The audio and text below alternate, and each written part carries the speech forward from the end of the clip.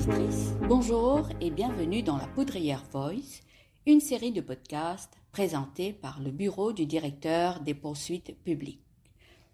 Nul ne peut être arbitrairement arrêté, détenu ou exilé, précise l'article 9 de la Déclaration universelle des droits humains du 10 décembre 1948.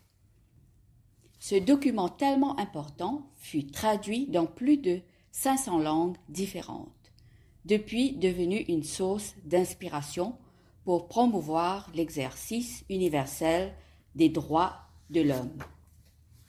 Je me réfère aujourd'hui aussi à l'article 9 de la International Covenant on Civil and Political Rights, article 9, dont je cite « Everyone has the right to liberty and security of person. No one shall be subjected to arrest or detention. No one shall be deprived of his liberty except on such grounds and in accordance with such procedure as are established by law. » Dans cette optique, le DPP, M. Satyajit Boulel, nous parle aujourd'hui de ce droit fondamental qui est le droit à la liberté individuelle. Meenakshi, je te cède la parole. Merci Razia. DPP, aujourd'hui nous podcast axé sur le droit à la liberté. Un droit qui existait et protégé dans nos constitutions. Tout d'abord, sans bien sûr vouloir prendre vous de court, comment s'explique la liberté pour vous? La liberté et, on vient dire aussi la dignité d'une personne, ce sont deux combats complémentaires de l'humanité indispensables à l'épanouissement de l'être humain. Et il ne faudrait pas nous oublier que ça combat pour la liberté et la dignité, c'est encore le combat quotidien des citoyens dans plusieurs pays du monde. À Maurice, nos constitutions, au fait, section 5 de nos constitutions, protège ce droit-là, le droit à la liberté. Vous capable aujourd'hui de dire à nos auditeurs les lois qui concernent la liberté de l'individu? Section 5, Meenakshi, tout d'abord, ce titre, c'est Protection of the Right to Personal Liberty. Section 5 est divisée en 8 sous-sections et bien sûr avec plusieurs paragraphes. Moi, ce qui m'a proposé, c'est qu'il nous intéresse, nous, avec les 3 premières sous-sections et ensuite la sous-section 5, d'après moi, dans mon opinion, pour faire l'essentiel même de la section 5 de nos constitutions. En 4 mots, je vais vous dire que section 5, c'est la protection contre l'arrestation arbitraire. Un peu dans la même logique, sous même inspiration qui Razia fait réfère à nous, la Déclaration universelle des droits de l'homme, la Convention contre les droits pour la protection des droits politiques et civils, qui Maurice d'ailleurs est signataire, et c'est un petit peu, section 5, comment nous dire, il capture sa philosophie-là, il amène sa main de protection-là, il donne un statut de droit fondamental. D'ailleurs, si nous guettons un petit peu, alors hier, nous faisons dire que dans nos propres jurisprudences et dans nos propres textes de loi, nous finissons donne force de loi la procédure sous sa notion juridique qui nous appelle habeas corpus et qui d'ailleurs prend naissance en Angleterre dans le Moyen-Âge. Nous prévoit sa procédure-là dans la section 188 du Criminal Procedure Act qui y a encore un seul effet. C'est plusieurs applications une fait devant un juge en chambre sous cette procédure et il y en a tout sur raison d'être et sur l'importance. À nous dire qui nous la Cour suprême, nous full bench de la Cour suprême, il résume la situation en quelques mots très puissants. dans l'affaire Noor-Dali contre l'Attorney General, un cas de 1986.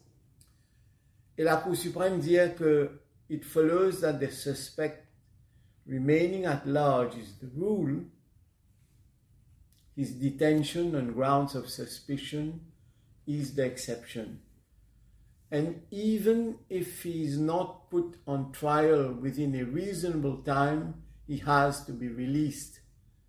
Comprends bien que c'est un petit peu l'essentiel de la section 5. Et mon besoin ajouter aussi que nous, section 5, est inspiré et est influencé beaucoup par la section 5 de la Convention européenne des droits humains. Et d'ailleurs, dans plusieurs cas, devant nous la Cour, nous trouvons que référence in faire la jurisprudence devant la Cour européenne des droits de l'homme. DPP, en parlant des procédures qui concernent le droit fondamental à la liberté, tu peux dire-nous comment ça se passe en pratique à Maurice? À nous dire qu'à Maurice, nous finissons évoluer dans le bon sens. Parce que nous voulons dire que la Cour, une Cour de justice, est opérée et garde une supervision quand un démon fin détenu ou bien sujet à un emprisonnement par la force de l'ordre, par la police. Et c'est très important cette supervision-là. Nous-mêmes, on a un bail and remand court qui opérait pendant le week-end et les jours fériés. Et donc, ça, dans un contexte où nous avons une séparation de pouvoir, c'est très important quand un démon finit privé de sa liberté, qu'il ait besoin d'un délai plus vite que possible, à nous dire 24 heures de temps, besoin d'amener devant un magistrat. Le magistrat est l'arbitre pour assurer que les droits, les protections fondamentales sont respectées. Et nous devons dire au moment même si policier, agent de force de l'ordre et il décide pour interroger ça suspect-là, il besoin faire d'après les guidelines du Judge's Rules, qui encore une fois est là pour assurer que tout est fait dans le respect des droits fondamentaux. À nous dire aussi que faut pas en même temps, quand nous guettons ce qui passait à travers le monde, il ne faut pas en même temps nous dire que nous prenons leurs en comptant ces droits qui sont garantis dans la Constitution. S'il est vrai qu'à Maurice, la force policière dans son ensemble est respectée par la population. Et nous devons dire comment toutes les professions, nous devons dire qu'il y a la possibilité qu'il y en a quelques dont on m'écoute au sein de la force policière qui pratique une arrestation arbitraire et abusive et réelle. On ne va pas dire ça tout simplement pour être subjectif ou critique envers quiconque, mais seulement nous devons dire que la possibilité est là et nous devons rester vigilants parce que nous commençons par dire que la liberté c'est un combat de l'humanité. Et donc, la vigilance est de mise. C'est pourquoi nous avons l'institution fonctionner dans un contexte de séparation de pouvoir. Ou une cause, une arrestation arbitraire. Et qu'en est-il des arrestations qui est jugée légale? Comment ça a affecté le droit à la liberté? À nous prend section 5, nous mettons une loupe au section 5. Tout d'abord, il dit que capable prive un individu de sa liberté, nous peut cause liberté physique. Il dit dans des circonstances, il dit que quand c'est prévu par un texte de loi. Quand le texte de loi, en harmonie avec la Constitution, il prévoit une situation qu'on est capable et qui manière capable d'arrêter un suspect. Deuxième, dans la section 5 même, il est listé une circonstance qu'on est capable de priver un individu de sa liberté. Si vous permettez-moi, à nous guetter tout d'abord la première situation où c'est prévu par un texte de loi. On nous donne quelques exemples, juste pour situer un petit peu qui nous peut dire, comme je dis, que c'est prévu par un texte de loi. La section 9, sous-section 1 du Police Act, il dit que la police, tout d'abord, pour dire dans ce langage, pour qu'il nous assure, nous gagner précis, que la police, the duty of the police force to take lawful measures, pour mettre l'emphase, lawful measures for apprehending. Apprehending veut dire arrest someone for a crime. Okay? Donc la the police force, the duty of the police force to take lawful measures for apprehending persons who have committed or who are reasonably suspected of having committed offenses. Donc, c'est pas une discrétion qui investit dans l'agent policier. C'est une discrétion qui lui besoin qu'on servi dans les paramètres légaux. C'est très important. Nous sommes capables de donner une autre situation encore, surtout quand il dit que le police officer est capable d'arrêter une party without warrant. Dans la section 22 of the District and Intermediate Courts Criminal Jurisdiction, il dit dans la même situation que un citoyen aussi capable d'arrêter un individu. Quand il y a une chose qu'un individu commet un crime, ou bien il peut agir, il peut avoir recours à la violence, il blesse un autre individu. Donc là, c'est que le citoyen et le policier sont capables d'arrêter un individu dans la circonstance. Sans il y a recours à un warrant, ils sont capables d'agir de sa propre volonté, mais les besoin est assuré que les peuvent agir d'une façon raisonnable. Alors, maintenant aussi, dans la section 16 du même texte de loi qui vient dire que le terme that a private person who sees a crime being committed or attempted to be committed or a dangerous wound given. Donc, c'est dans cette situation-là, vous êtes capable d'agir immédiatement or on fresh pursuit made without warrant arrest the offender. Donc là, nous pouvons dire, dans le cas de flagrant délit, un individu peut coquin, un individu peut faire violence, un individu peut, après qu'il fait un crime, il peut sauver en hot pursuit. La police et le citoyen aussi capables d'agir. Mais tout ça, nous devons comprendre, mon dire, doivent être faits dans les paramètres légaux.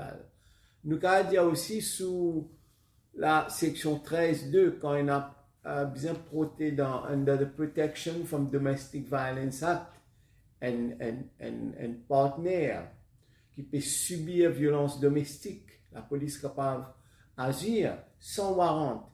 Un individu qui est en possession d'une arme à feu, s'il n'est pas expliqué dans quelles circonstances il est en possession de sa arme à feu, là il peut donner l'adresse ou sur l'hypéro de sauver, capable la priver, c'est une situation qui est tout à fait justifiable pour priver de sa liberté. Un individu qui conduit under the Road Traffic Act, un individu qui conduit l'auto et tuer un autre individu, un tierce partie, ou bien ce passager, ou bien il fait un accident violent, ou bien il est sous l'influence d'alcool. Tout ça, ce sont des exemples qui sont tout à fait justifiables dans l'intérêt de la justice et pour et qui est capable de priver un individu de ce liberté. Nous avons aussi sous le Dangerous Drugs Act. Et nous avons même un agent de police, un agent de customs, un agent même un forestier, si je trouve un démon, peut faire une activité illégale de la drogue dans la forêt. Donc, nous voulons dire que tout ça, ce sont des exemples que, bien sûr, la loi met l'emphase que where the arrestor, the enforcement officer has reasonable grounds for believing that person will abscond unless arrested, or where the names and address of that person are known and cannot be ascertained. Mais la notion de reasonable grounds est toujours important avant qu'il décision prend. Ne fin cause, ban cas, que il y a une arrestation que fin prévu par un texte de loi. Est-ce qu'il y a les autres textes de loi qui prévoient une arrestation? Oui, nous dire que nous donnons quelques exemples, mais à nous dire que les autres textes de loi pas prévoir. À nous dire que là, disons, on peut donner un warrant, une couverture avec un magistrat. Le magistrat peut être l'arbitre. Le magistrat peut être l'arbitre et il peut faire un petit peu, comment dire, il peut juger si, dans les circonstances, c'est justifié pour que le policier remplit d'un warrant pour aller exécute une arrestation. D'accord? Et les autres circonstances, là, pour me revenir avec aux questions monarchie, les autres circonstances, c'est prévu dans paragraphe A à K sur la section 1 de nous, section 5 de la Constitution. Et il englobe toute cette situation dans un langage très général. Par exemple, il dit in the execution of the order of a court made to secure the fulfillment of any obligation imposed on him by law. Si vous exécutez une décision de la Cour, pour que sa décision-là est là sur la force de loi. Donc, ou bien côté là, upon reasonable suspicion of having committed or being about to commit a criminal offense. Très important. Reasonable suspicion of having committed or being about to commit. Ou bien, nous allons la paragraphe J, upon reasonable suspicion of his being likely to commit breaches of peace. Bien sûr, l'auditeur pour bien attraper sur section 5, lire pour suivre un petit peu ce qui m'a fait avancer là. Mais moi, ce qui m'a pour mettre l'emphase, c'est surtout sur le fait que le législateur, que ce soit dans les textes de loi, que ce soit dans la Constitution, mette l'emphase on the threshold, the reasonable suspicion. DPP, souvent nous t'en cause ces mots reasonable suspicion. Nous comprenons qu'il d'un côté, il a le pouvoir de l'autorité pour faire une arrestation et de l'autre, il a le droit constitutionnel à la liberté. C'est quoi le reasonable suspicion qui permet une arrestation? À nous tout d'abord dire que si le législateur il servit la terminologie même a very low threshold, c'est pas une raison pour il donne ça un droit discrétionnaire to the arrestor. C'est pas une raison pour faire un abus. Donc, the threshold is low, but the exercise of that discretion must be reasonable. À nous illustrer ça un petit peu par tout d'abord l'affaire en Angleterre, l'affaire Hussein en 1970. Appeal Cases 942. Il dit suspicion in its ordinary meaning is a state of conjecture or surmise where proof is lacking. Donc, proof is lacking. I suspect, but I cannot prove. C'est très important. C'est à ce moment-là, il y a un exercice essentiellement subjectif. C'est à ce moment-là qu'il nous inquiète les faits basés sur un critère objectif. Si pas nous pouvons passer à l'action, nous pouvons arrêter. Donc, nous avons le cas de House of Lords qui est rapporté dans le journal Times, que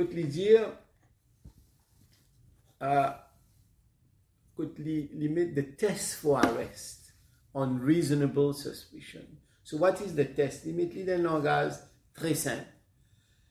Did the arresting officer have a genuine suspicion about the suspect?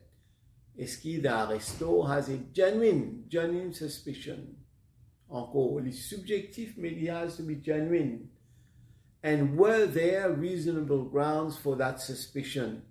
Reasonable grounds basés sur les faits. Donc voilà les circonstances qui capable déclenche, qui capable autorise un agent des forces de l'ordre pour qu'il procède à une arrestation, qu'il décide pour priver un citoyen de sa liberté.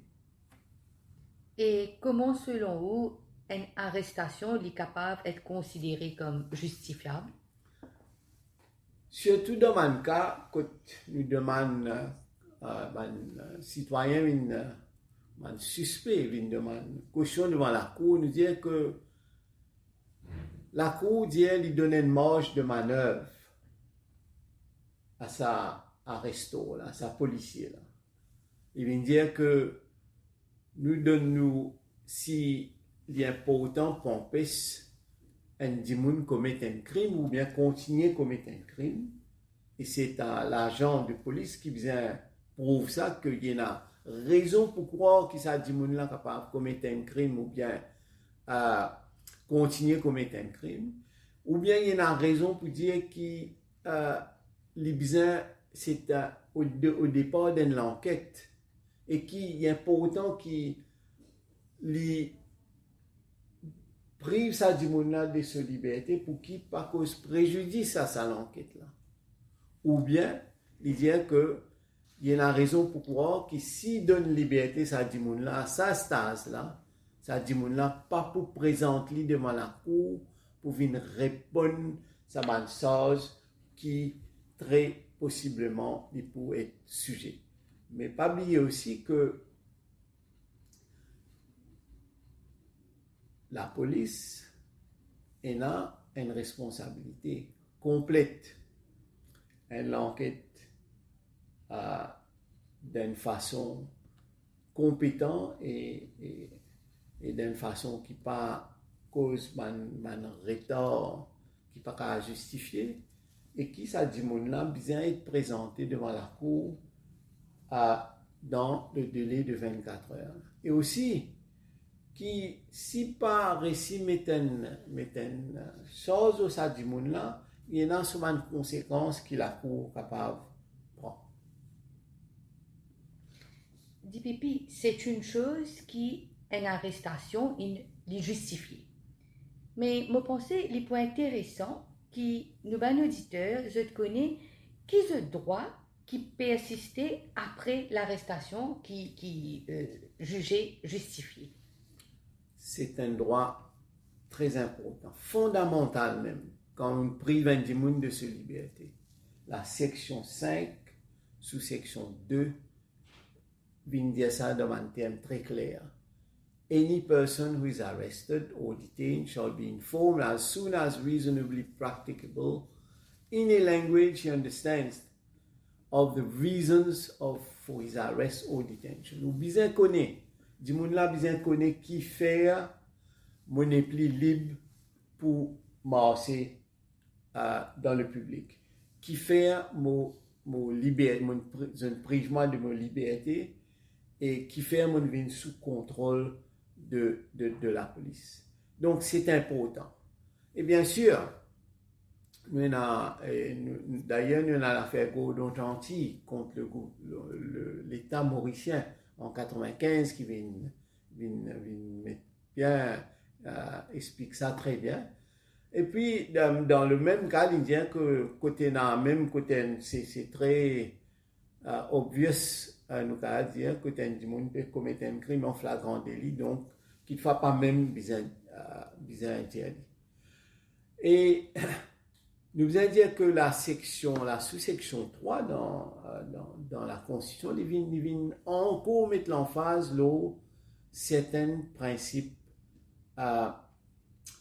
certains droits fondamentaux. Quand il dit que besoin donner une facilité du moment qu'on arrête pour consulter un représentant légal de son choix. Besoin donner une facilité pour une fois on dit qui fait un arrêt, il a besoin d'une assistance légale. Et dans le contexte à Maurice, c'est une affaire qui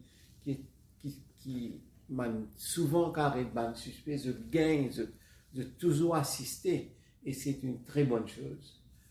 Et là aussi le fait que les devoirs de la police, pour qui les amène du monde là devant la cour, nous dit qu'elle est là le plus vite possible, dans les prochains 24 heures.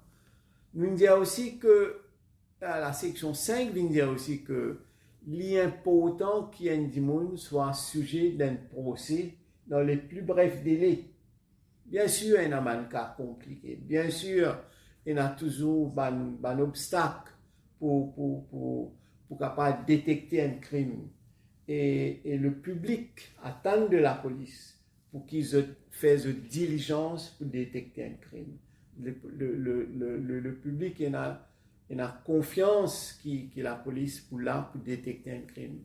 Et c'est bien, mais parfois, pas oublier qu'il y a ici de l'intérêt. D'un côté, la police va agir vite. Deuxième, il y a beaucoup d'obstacles aussi avant qu'il soit capable de détecter un crime. Il y a une procédure qui prend le temps parfois. Il y a aujourd'hui avec le monde technologique, nous essayons de retracer un call téléphonique, des mouvements ça suspect là, et tout ça parfois prend le temps. Donc la cour là amène un rôle très important. La cour de justice, c'est l'arbitre. Je guette pour strike the balance, de manière pour assurer que en même temps donne marge de manœuvre à un enquêteur, en même temps assurer que les droits d'un suspect soient respectés. Finalement, moi, je viens dire que c'est très important aussi que la section 5 vient dire que quand un monde finit arrêté illégalement, il est entitled to compensation. C'est un droit capital, c'est important. On prive moi de mon liberté, on prive moi de mon réputation. Très souvent, man du monde suspecté, je viens devant la gazette, fait étale beaucoup de choses, de l'information qui parfois la réputation de ça du monde là même là était branlée, du monde là souffert. Et à la fin de l'enquête, mais remarquez que la Constitution dit si vous finissez arrêter un du monde illégalement, pas justifié, quand la police fait une faute lourde, ça dit monde qui finit arrêter là, ça dit monde qui subit ça exercice d'arrestation et de l'interrogation, il est capable, is entitled to compensation.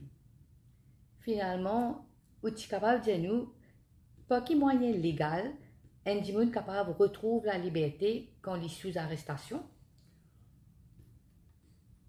Comme on connaît ou même au fin servi comme un magistrat, vous connaissez qui quantité d'applications nous fin faire sur le suspect venu sur le Bail Act. Le Bail Act est très détaillé, c'est très les procédures sont bien expliquées et la jurisprudence aussi est bien avancée. Nous avons un cas, final, même devant le Privy Council. Donc, il n'y a pas de, comment me dire, la responsabilité reste on the arresto. C'est à lui de venir justifier devant la cour. Et nous connaissons que la cour de justice est très, très compétent en ce qui s'agit de cette application. Nous avons, comme on fait faire référence il y a un instant, le habeas corpus à la section 188 du Criminal Procedure Act. Et pas oublier que la section 5 nous peut gagner l'occasion à retourner là et complémentaire, comme m'aurait dit, sont deux membres collés avec la section 10 de la Constitution. Donc, je crois qu'il y a suffisamment de garde-fous. Il y a même l'institution qui guette mon abus, s'il y en a, qui a fait complainte contre les forces de l'ordre. Donc, je pense dans l'ensemble, le citoyen a suffisamment de garanties, de recours pour assurer que toute cette philosophie qui est englobée dans la Déclaration universelle des droits humains soit respectée, soit une réalité à l'île Maurice. DPP, nous pour rappel ou ban mot fort de ou intervention aujourd'hui. La liberté reste le combat quotidien des citoyens. Au plaisir de vous recevoir à nouveau. Comme d'habitude, ce fut un plaisir. Mon pensée Razia pour dire quelques mots de la fin. Merci DPP pour un exposé très intéressant. Merci à vous-même, Razia et Minakshi. Nous espérons que nos auditeurs aujourd'hui comprennent qu'il y a une balance à faire entre le devoir de l'agent de l'autorité pour arrêter un dimoun et le droit de cette personne à la liberté. C'est une question que, jusqu'à maintenant, dans nos cours de justice, fait toujours débat. Merci beaucoup. Nous espérons retrouver une prochaine fois pour un autre podcast intéressant.